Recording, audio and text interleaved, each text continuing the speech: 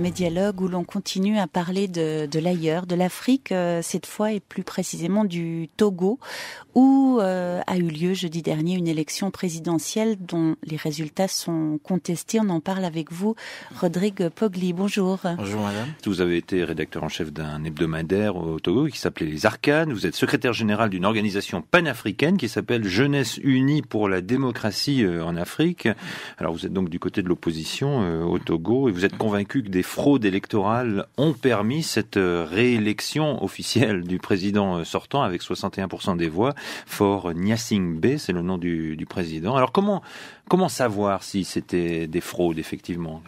Alors pour pouvoir identifier la fraude, il faut se référer aux procès-verbaux des bureaux de vote, parce que dans tous les bureaux de vote, il y a des représentants de tous les candidats, et donc nous, au niveau de la société civile aussi, il y a des représentants, il y a des gens qui ont été au dépouillement et tout, qui ont relevé des résultats.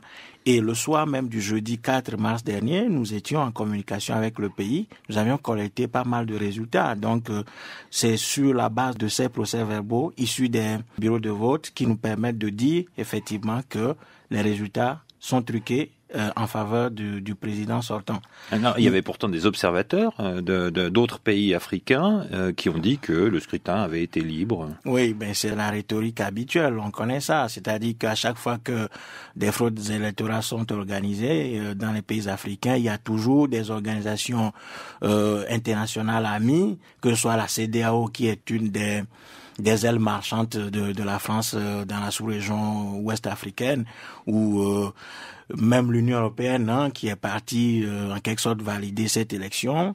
Toutes ces organisations amies, que ce soit internationales ou locales, veillent à ce que les vrais résultats ne soient pas proclamés. En quelque sorte, ces organisations apportent leur caution à la fraude électorale organisée. Mais malheureusement, pour ces institutions et le pouvoir en place, il y a des gens au niveau du peuple qui ont fait quand même un bon travail, qui ont essayé de relever les résultats proclamés directement lors du dépouillement, et qui ont dit clairement qu'effectivement, voilà les résultats qui sont sortis des urnes. Maintenant, le deuxième truc, ou bien la deuxième chose qui nous permet de dire que effectivement ces résultats ont été truqués, c'est l'impopularité manifeste dans le pays du régime en place qui est installé depuis 1963 et qui ne cesse d'humilier les Togolais, de les appauvrir, de les réprimer. Mais est-ce qu'il y a des médias qui peuvent vérifier ce qui s'est passé dans les bureaux de vote ? Est-ce qu'il y a des médias indépendants qu'on peut pas taxer d'être partisans de l'opposition, qui peuvent faire ce travail de vérification ? Non, malheureusement, l'opposition togolaise n'a pas compris que dans une lutte politique comme celle du Togo, il fallait disposer de médias pour pouvoir faire un travail d'information, de communication en direction du peuple. Mais la réalité, c'est qu'il y a des médias privés qui se disent indépendants, qui sont là sur le terrain, mais malheureusement, à la veille de ces élections, ces médias ont été achetés par le pouvoir. Nous avons des preuves. Il y a des radios qui ont totalement interrompu des émissions, des radios qui ne font ni journal parlé, ni d'émissions interactives. Ils ne font que diffuser de la musique. Donc, le pouvoir investit beaucoup d'argent dans l'achat de ces médias, et depuis lors, ces médias se sont tus. Maintenant, il y a quelques 3-4 organes écrits qui ont essayé d'apporter des preuves qu'effectivement, ces élections ont été truquées. Ce qu'il faut dire aussi, c'est que ce régime a tellement exaspéré le peuple togolais que, depuis des années, le peuple togolais a été toujours sévère dans les urnes avec ce régime. Elle a toujours sanctionné. C'est pour ça que, depuis 1993, la première élection démocratique qui a eu lieu, le pouvoir a été sévèrement battu dans les urnes. Et après, qu'est-ce qui se passe ? On passe toujours par de la répression et de la purge au niveau de l'armée pour pouvoir asseoir cette légitimité et ensuite aller vers ce qu'ils appellent un dialogue qui conduira finalement à la mise en place d'un gouvernement dit d'union nationale, ce qui est une fabrication de la France, de ce qu'on appelle la France-Afrique, pour mieux dissoudre les forces démocratiques dans une forme de coalition insipide.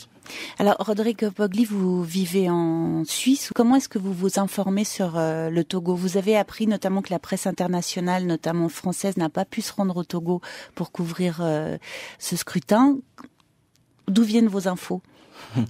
En fait, on a beaucoup parce que moi, comme j'ai travaillé aussi dans la presse, avant de partir, j'ai beaucoup de collègues. Ensuite, il y a d'autres militants sur le terrain qui ne cessent de nous envoyer à la fois des SMS, des emails, et nous-mêmes, nous téléphonons régulièrement au pays pour avoir des informations. Mais ça veut dire qu'il n'y a pas un média qui donne publiquement les informations auxquelles vous avez accès? Non, depuis la veille de cette élection, tous les médias sont totalement silencieux. Alors il reste Internet, mais il n'y a pas grand monde qui consulte Internet. Parce que dans le pays, effectivement, on n'a pas de fibre optique. Quelques rares fois que les gens ont accès à Internet, c'est pour rapidement consulter leur mail et peut-être envoyer des informations à leurs proches. Mais après ça, tout de suite, la connexion est ralentie ou coupée. Tout simplement. C'est ainsi que, par exemple, en 2005, on avait vu ça. Nous, au niveau de la société civile, nous avons prévu proclamer les résultats pour prendre de coup, en quelque sorte, les institutions qui sont inféodées au pouvoir, notamment la commission électorale qui proclame officiellement les résultats. Malheureusement, le jour des élections, à la fois le réseau téléphonique et Internet ont été tout simplement coupés. Et donc, on s'était retrouvé dans le noir. On n'a pas pu communiquer les résultats, ce qui a fait que la CENI, l'organe chargé d'organiser les élections, a pris le temps de proclamer les résultats qui lui convenaient. Je vous remercie d'être venu ce matin, Rodrigue Pogli. On va rappeler que vous avez un blog et on le mettra en lien sur la page de Médialogue. Merci beaucoup. Bonne journée. Merci.